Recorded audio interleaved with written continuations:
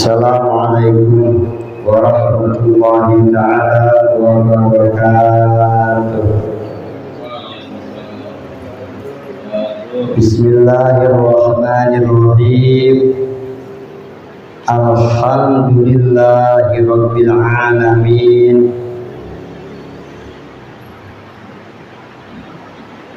Alladzi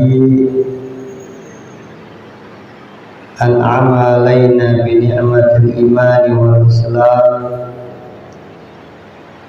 Asyhadu an la ilaha illallah wahdahu la syarika lah wa asyhadu anna sayyidana Muhammadan abduhu wa rasuluhu wa la nabiyya ba'dah. Allahumma shalli wa sallim wa barik ala sayyidina Muhammad ibni Abdillah wa ala alihi wa ashabihi wa man tabi'ahum bi ihsani ila yaumil qiyamah. Amma ba'du. Faqad qala Allah ta'ala, a'udzu billahi minasyaitonir rajim. Yarfa'illahu alladziina amanu minkum walladziina utul 'ilma darajat. Wa qala Rasulullah sallallahu alaihi wasallam, talabul ilmi fardhatun 'ala kulli muslimin. Yang sama-sama kita hormati segenap para sepuh orang tua, khusus peminta juga DKM Sholatul Sa'adah, Bapak dan juga yang sama-sama kita hormati segenap jamaah yang hadir pada kesempatan malam hari ini, yang mudah-mudahan kita semua senantiasa dilimpahkan karunia rahmat, maghfirah serta keberkahan dari Allah Subhanahu wa taala. Amin ya Allah ya rabbal alamin.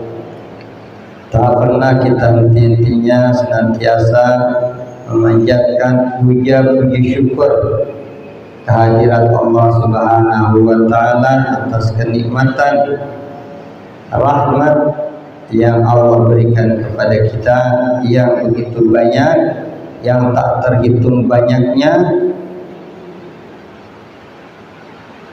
Wabil khusus nikmat terbesar kita yaitu nikmat iman dan Islam, sehingga tak ada kata untuk bahasa kita bersedih, sebab nikmat Allah teramatlah banyak yang Allah berikan kepada kita. Maka selalu bersyukur di setiap keadaan kita. Salawat serta salam juga semoga senantiasa terlimpah curahkan kepada panutan alam Habibana wa Nabiyana wa Maulana Muhammad sallallahu alaihi wasallam. Juga semoga salawat salam sampai kepada keluarga, sahabat dan para pengikutnya sampai hari kiamat nanti. Amin ya Allah ya rabbal alamin. Hadirin jamaah kaum muslimin wal muslimat rahimakumullah, di mana kita ini masih berada di bulan Syawal, yang dimana Syawal ini merupakan bulan yang salah satu harinya diturunkan balai. Bahkan banyak yang mengatakan bulan balak. Syawal itu bulan diturunkannya berbagai macam musibah. Maka tentunya ketika harapan pada sebenarnya kita, siapa sih yang pengen kena musibah, siapa sih yang pengen kena bala, kena penyakit dan lain sebagainya tentunya. Maka mengingatkan ya, nanti puncaknya hari Rebo terakhir bulan Syawal itu hari Rebo terakhir, kalau nggak salah nanti tanggal 24 ya, bulan sekarang.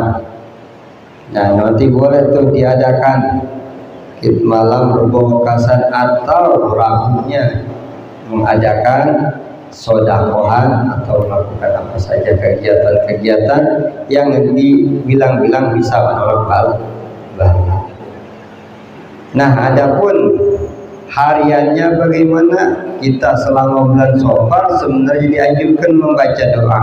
Kan karena kita menganggap punya gitu, maka bacanya seminggu sekali bareng bari pengajian selama bulan Syawal. Di mana wujida aidon bi hatin ba'di sholihin, di mana ditemukan juga sebagian ahli ulama soleh annaman yaqra'u fi kulli yaumin, siapa saja orang yang membaca setiap hari min ayyam Syawal, selama hari-hari di bulan Syawal. Kita nggak tiap hari, seminggu sekali barangkali. Ada doa, ini doanya nanti di depan. Hafadullah ta'ala fil tilkasana, maka Allah subhanahu wa ta'ala akan menjaga dirinya pada tahun itu minal afati, dari berbagai macam musibah, wal baliyatin, dan penyakit, ila sofaril qabil, sampai sofar mendatang ya. Jadi baca doa ini setiap hari, maka Allah akan jaga selama 1 tahun. Kita bagian seminggu sekali ya, lah kadang mudah-mudahan tetap senajan seminggu sekali Allah tetap jaga kita dari berbagai macam bencana dan penyakit-penyakit ya, sampai sofar depan. Wala yusibu fiha balaun qad, maka tidak akan terkena musibah bala sama sekali. Bala teh banyak, bala dan musibah teh nimpaknya teh penyakit teh banyak. Bisa penyakit buktinya hati, bisa zahir, bisa kantong, penyakitnya itu ya, penyakit. Nah, maka Allah jauhkan dari berbagai macam penyakit, bala, musibah ya, Allah jauhkan. Bukan berarti harus jauh penyakit berarti enggak sakit sama sekali, barangkali bagian daripada kita dijauhkan dari bala, ketika datang musibah bisa sabar. Itu sama, jauhkan dari bala. Bala mana? Bala penyakit hati. Udah mah dikasih sakit, hati kagak sabar, dua-duanya sakit. Badan sakit, hati sakit. Sebab apa? Nggak sabar. Akhirnya berkeluh kesah, bisa menimbulkan putus asa. Merasa dirinya baik yang paling menderita, padahal mah orang-orang yang selalu baik dan lain sebagainya. Nah, ini barangkali paling tidak seperti itu ya. Musibah-musibah batin kadang-kadang lebih bahaya daripada musibah zahir. Musibah batin bisa mencelakakan kita dunia sampai akhirat. Kalau musibah zahir kadang-kadang celakanya itu enggak celaka, artinya kadang-kadang musibah zahir bisa nyelamatkan kita ke akhirat. Dikasih sakit tidak, dosa berkurang enggak? Berkurang.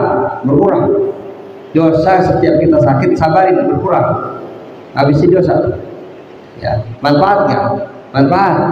Tapi kalau penyakitnya batin, penyakitnya di hati, kesombongan, ujub riya dan lain sebagainya, hasud, iri, dengki, nah itu kan menambah kerugian di dunia bahkan di akhirat. Udah mah di akhirat disiksa, di dunia disiksa, batin sakit terus.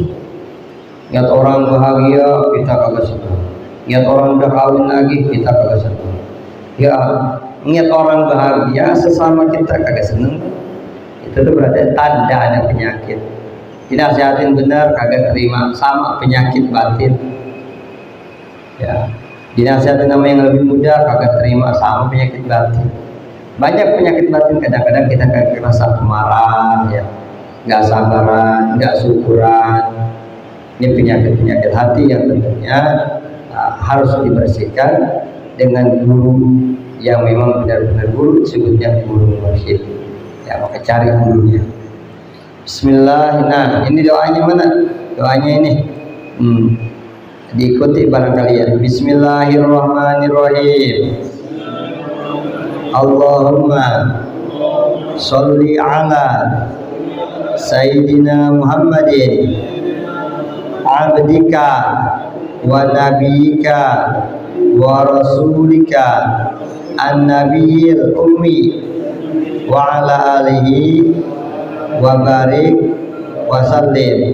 Allahumma inni a'udzubika min syarri hadza syahri wa min kulli syiddatin wa bala'in wa baliyatin qadartaha fihi ya dahru ya malikad dunya wal akhirah ya aliman bima kana wa ma yakunu wa man idza arada syai'an qala lahu kun fayakun ya azaliyu ya abadiyu ya mubdi'u ya mu'idu ya dzal jalali wal ikram ya dzal arsyil majid anta taf'alu ma turid. Allahumma uhrus bi'ainika nafsi wa ahli wa mali wa walidi wa dini wa dunyaya allati ibtalaitani bisohbatika bisohbatiha bihurmatil abrar wal akhyar ya arhamar rahimin birahmatika ya azizu ya ghafaru ya karimu ya sattaru birahmatika ya arhamar rahimin. Allahumma ya syadidal quwa wa ya syadidal mihal ya azizu zallat li'izzatika jami'i khalqika ikbini an jami'i khalqika ya muhsinu ya muhmilu ya mutafaddilu ya mun'imu ya mukrimu ya man la ilaha illa anta birahmatika ya arhamar rahimin. Wa sallallahu ala sayyidina Muhammadin wa ala alihi wa sahbihi wa sallam ajma'in. Nah ya, tiap hari kita buka tiap hari bagian. Mudah-mudahan Allah jauhkan dari bala selama 1 tahun.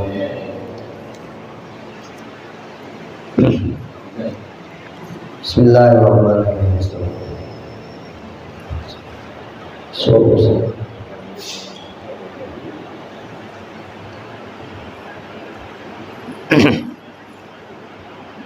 Al-Fatihah. A'udzu billahi minasyaitonir rajim. Bismillahirrahmanirrahim.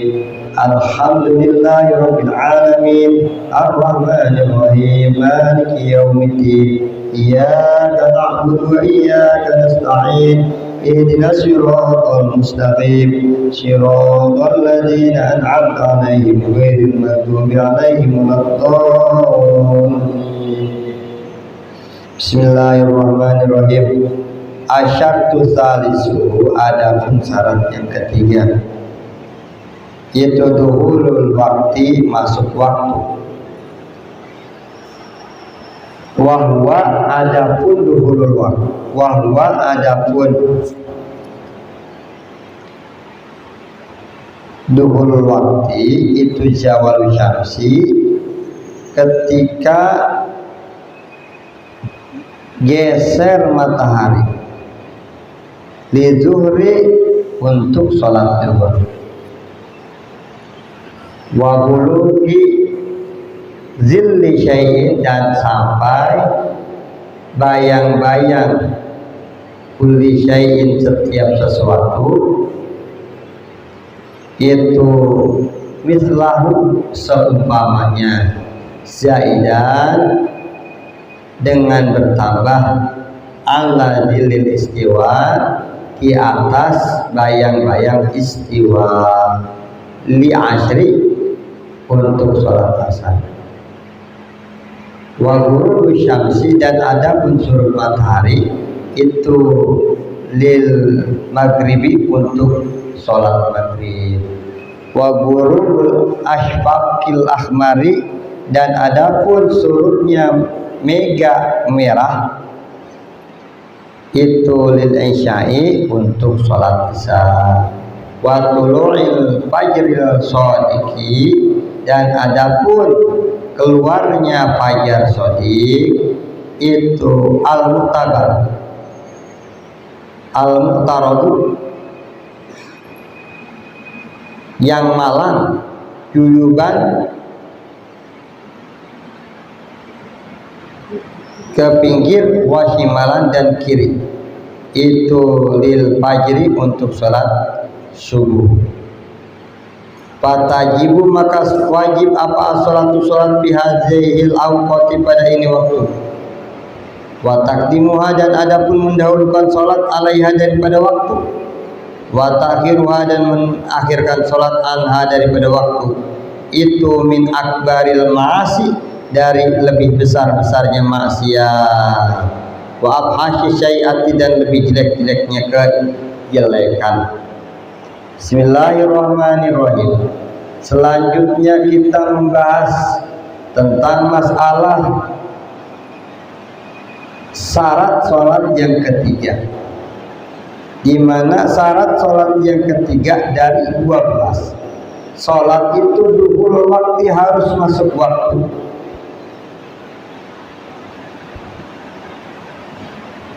Fi dzannan ma'a ma'rifati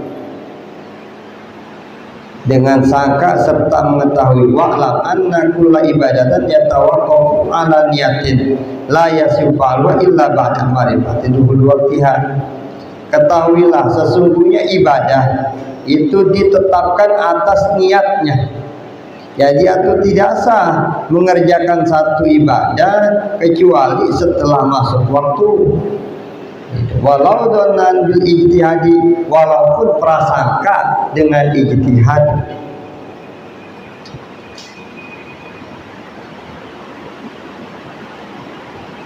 Jadi ibadah itu ada yang butuh waktu, ditetapkan waktu-waktunya.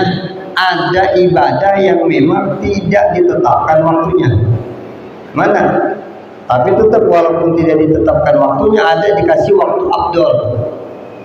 Seperti melakukan kegiatan-kegiatan sholat fardu itu ditentukan waktunya. Kayak ini, sholat 5 waktu, puasa Ramadan, ditentukan, nggak sembarangan kita mau puasa Ramadan. Ada ibadah yang memang hukumnya harus, tapi ditentukan, tidak ditentukan waktunya. Ya seperti zikir kapan aja, sholawat kapan aja, baca Quran kapan aja, tidak ditentukan daripada waktu. Kan tetap ada abdul, ada keutamaan kapan bagusnya baca Quran, kapan bagusnya baca sholawat. Ya ada. Ya tentunya setiap ibadah bagus digunakan di malam hari. Di malam hari hampir semua ya, ketika di malam hari atau pagi dan sore, tempat ketika turunnya para malam. Sebab di malam hari itu bisa setiap ibadah kita berbarengan dengan ibadahnya para wali. Di situ didoakan oleh para wali, nanti ke bawah berkahnya. Di doa kita teh orang ada apa-apa sebenarnya gitu. Tahajud kita teh orang ada apa-apa, cuma ke bawah sama orang-orang soleh waktu itu pada ibadah boleh ditolak. Nah ini ditentukan waktunya seperti sholat, walaupun kita dan ba'da ma'rifati dan harus dikerjakan setelah mengetahui waktunya. Kalau enggak mengetahui waktunya maka tidak sah sholatnya. Walaupun memang kita mengetahui waktu secara zon ijtihad, arti zon ijtihad itu prasangka yang menggunakan ilmu, bukan kira-kira prasangkanya. Betul. kita mau sholat zuhur, jam kagak ada, ya kan? Yang azan juga kagak ada. Ya, berapa nih ya? Johor belum ya? Kira-kiranya, kayaknya beli johor ini kayaknya. Itulah prasangka yang tidak pakai ilmu. Kita udah punya jam apa namanya digital yang memang udah ada panduan aja. Oh, deh kayak aja. Nah, itu baru pakai zon bil ijtihad. Oh, di jam 12 biasanya jam 12 lewat udah azan. Kan? Itu namanya pakai zon bil ijtihad, minimal seperti itu. Syukur-syukur kita bisa menghitung secara ilmu falaknya, kan gitu. Maka kalau nggak bisa berarti pakai matahari. Maka di sini diajarkan bagaimana kita mengetahui waktu 5 waktu sholat ini dengan matahari, dengan alam berarti diketahuinya udah maghrib apa belum, udah asar apa belum, zuhur apa belum, diketahui melalui alam. Yang dilihat adalah alam. Mungkin zaman sekarang udah nggak terlalu diperhatikan, sebab udah ada jam. Ya dia ngatur. Ya, yang ngatur bukan orang sembarangan, kan ngatur udah boleh nyeting melalui ilmu jamnya. Ya, bukan jam kira-kira ini, bukan jam kira-kira. Ya, maka penting dengan ilmu.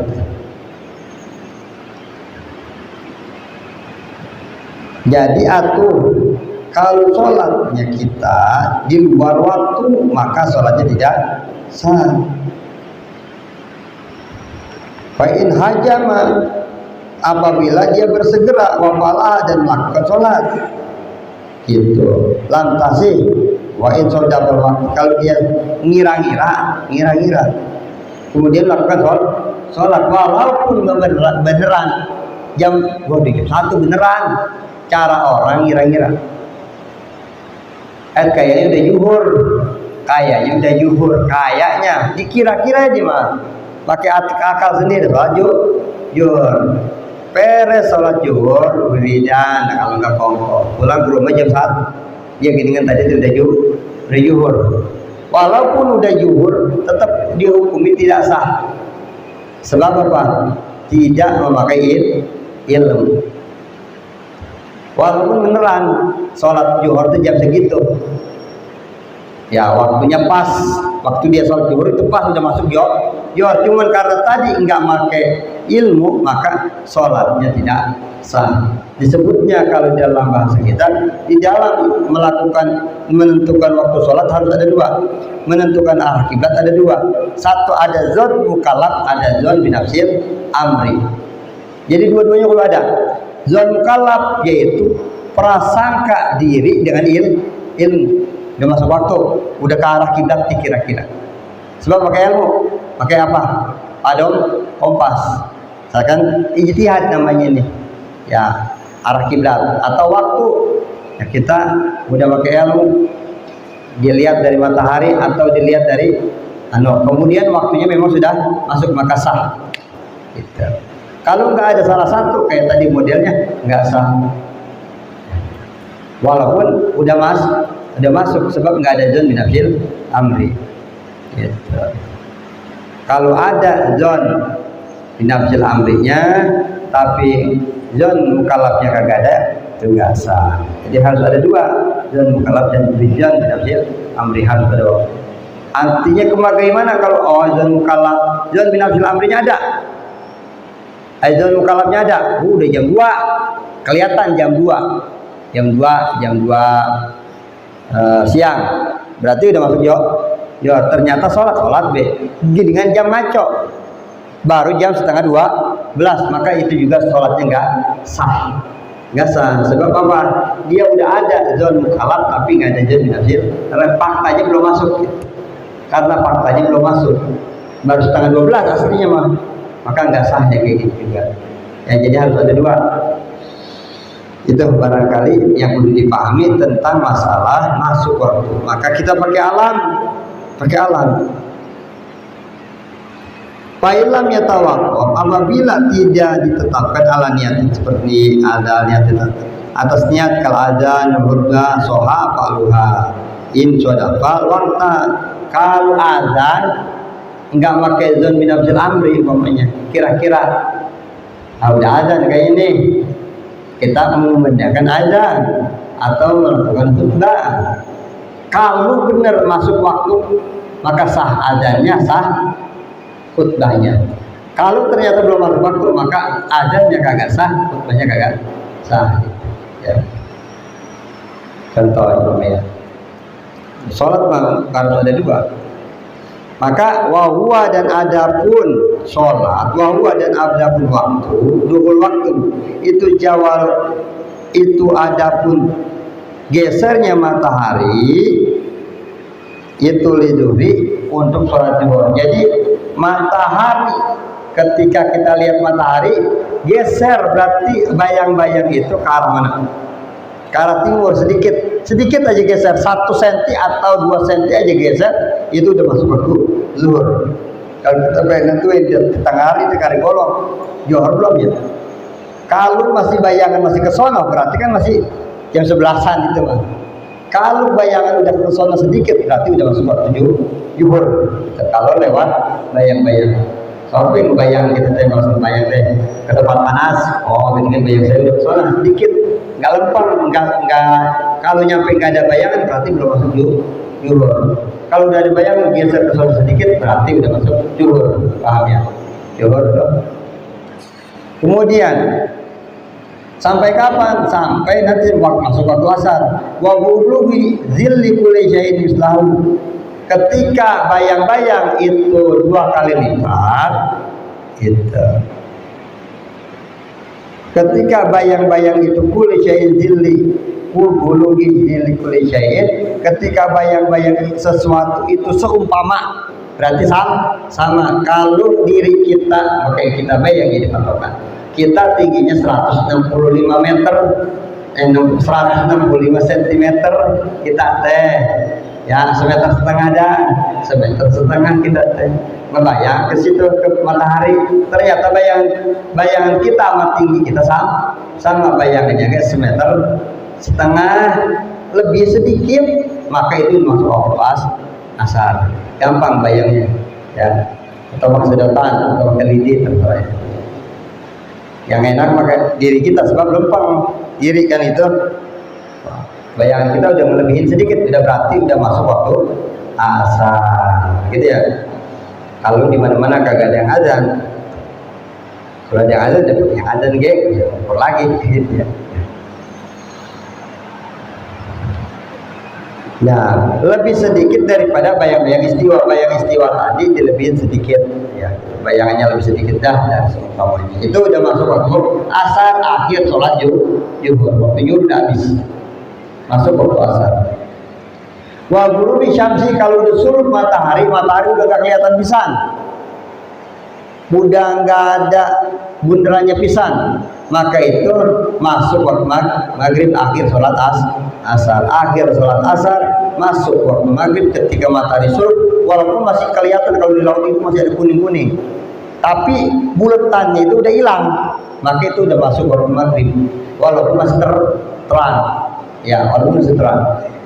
Itu buat orang-orang yang di laut atau di atas gunung ya. Kalau di kita ya lebih gelap berarti. Kalau zaman dulu mungkin kampret tuh, ya mungkin kampret keluar. Ya, biasanya ciri kalau sekarang waktu maghrib itu yang keluar rembetuk, tahu rembetuk? Ciri rembetuk keluar itu di maghrib. Ya, asal maghrib kita lihat keluar rumah, itu rembetuk suka pada keluar tuh. Apa binatang kecil-kecil kan naik mata tuh. Ya, yang suka kena mata. Wa gurubi syafaqil ahmar, dan surut mega merah. Nah, ini mega merah yang rada sulit. Bagaimana kita melihatnya? Nah, kalau surut mega merah habis waktu maghrib, masuk waktu isya sampai fajar shodiq. Fajar shodiq itu fajar yang melintang minggir lebih ke kiri, ya minggir ke kiri sono berarti. Ya susah juga ngebedainnya. Lihat Fajar Shadiq sama Fajar Kajib deh. Kalau Fajar Kajib lempong, kalau Fajar Shadiq melintang begini. Cuman kita kayak kalau subuh belum pernah melihat kayak gimana bentuknya. Fajar teh, ya cahaya kayak bentuknya cahaya belum pernah melihat cahaya di waktu subuh. So, harus itu poin kayak gimana kan kita mau kehalangan pohon apa? Ya ini yang sudah ditentukan sama saya pribadi nyampe kanan. Ya buat memasuki waktu isya dan masuk waktu subuh itu harus melihat cermat gitu, matanya jeli.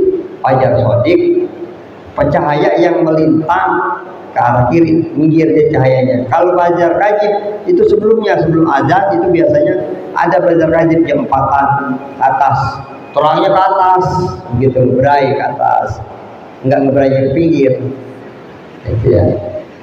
Nah kan fatajibul maka wajib ya, jadi ada kisah-kisah jika hikmah khusus sholat yang 5 waktu diberikan kepada umat Rasulullah, di mana sholat ini sebenarnya 5 waktu ini dilakukan oleh para nabi sebelumnya. Para nabi seperti Nabi Adam itu orang yang pertama kali melaksanakan sholat subuh. Nabi Adam ya, yang pertama kali melaksanakan sholat subuh adalah Nabi Adam. Ketika Nabi Adam berada di bumi, melihat bumi ini gelap gulita, maka banget takut. Ketika di surga Allah Subhanahu wa taala terang, di alam dunia gelap. Maka dengan rasa takut ini Nabi Adam melakukan sholat 2 rakaat, maka terang benderang. Maka syukuran dengan terangnya inilah Nabi Adam dengan sholat subuh ya, pertama subuh ya. Jadi sholat itu ternyata bentuk daripada rasa syukurnya para nabi pada terdahulu ceritakan panjang lebar ini ya. Jadi bentuk syukuran akhir kita sholat 5 waktu adalah bentuk syukuran atas nikmat Allah yang 24 jam. Ya. Syukuran juga tafa'ul kepada para nabi selain daripada kewajiban. Ada yang 2 rakaat, ada yang 4 rakaat. Ya. Syukuran dari berbagai macam nikmat-nikmat yang Allah berikan kepada para nabi yang tidak bisa saya ceritakan karena panjang lebar.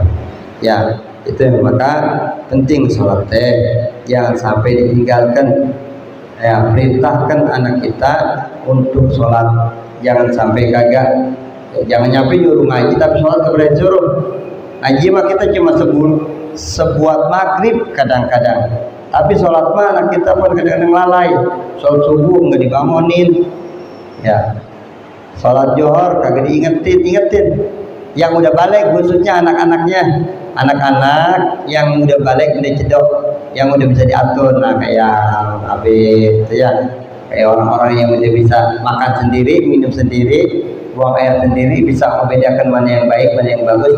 Anak-anak yang udah segede gitu diperhatikan, jangan sampai dibiasakan dia meninggalkan sholat. Tapi ketika dia tetap kekeh nggak mau, jangan terlalu pukul saya, suruh aja tiap hari dia kebosan ketika kita nyuruh baik nggak mau sholat ya, kemudian didoakan biar anak-anak kita menjadi ahli sholat. Sebab apa? Nanti di akhir zaman, nanti sekarang barangkali udah banyak umat-umat yang lemah, disebutnya umat yang banyak meninggalkan sholat. Ya tahu kita apa ya, tapi nggak harus dipandang sholatnya di musola, walaupun di rumah kadang-kadang kagak sholat gitu. Ya kalau di rumah sholat mending. Di banyak di akhir zaman barangkali orang yang menyia-nyiakan sholat. Sedangkan kita di sini berdibahas soal jelek-jeleknya orang. Maka anak-anak kita yang udah biasa gede diperhatikan, jangan sampai gak sholat. Adiknya sama, ya, jangan sampai gak sholat. Nomor 1 ya, begitu ngaji sambil ngaji sambil sholat diperhatikan. Ini barangkali mudah-mudahan ada faedahnya. Lupa tajibu wallahu a'lam. Mudah-mudahan ada bedanya. Mohon maaf bila ada kata-kata yang salah dan kurang. Shirathul Hakim. Wassalamualaikum warahmatullahi wabarakatuh. Sebelum ditutup dengan doa, ada pertanyaan kosong. Ya Allahumma salli ala sayyidina Muhammadin min awalin wal akhirin wa sallim wa radiyallahu ta'ala wa rasulillahi ajmain. Amin. Alhamdulillah rabbil alamin, hamdan syakiran, hamdan na'im, hamdan yuwafi ni'amahu wa majidah. Ya Rabbana lakal hamdu kama yanbaghi li jalali wajhikal karim wa 'azim sultanik. Allahumma salli ala sayyidina Muhammadin wa ala ali sayyidina Muhammad. Allahumma ighfir lana dzunubana wa li walidina wa li masyayikhina wa li ikhwanina minal muslimin wal muslimat wal mu'minin wal mu'minat alayhi wa rahmatika ya arhamar rahimin. Allahumma yassir lana umurana wa yassir alaina Allahumma sabbitna ala dinika wa fadna ala iman. Allahumma inna nas'aluka ilman nafi'an wa rizqan halalan tayyiban wa rahmatika ya arhamar rahimin. Rabbana hab lana min azwajina wa dhurriyyatina qurrata a'yun waj'alna lil muttaqina imama. Rabbana atina fid dunya hasanah wa fil akhirati hasanah wa qina adzabannar. Sallallahu alaihi wa sallam ala nabiyina wa ala alihi wa sahbihi wa sallam. Walhamdulillahi rabbil alamin.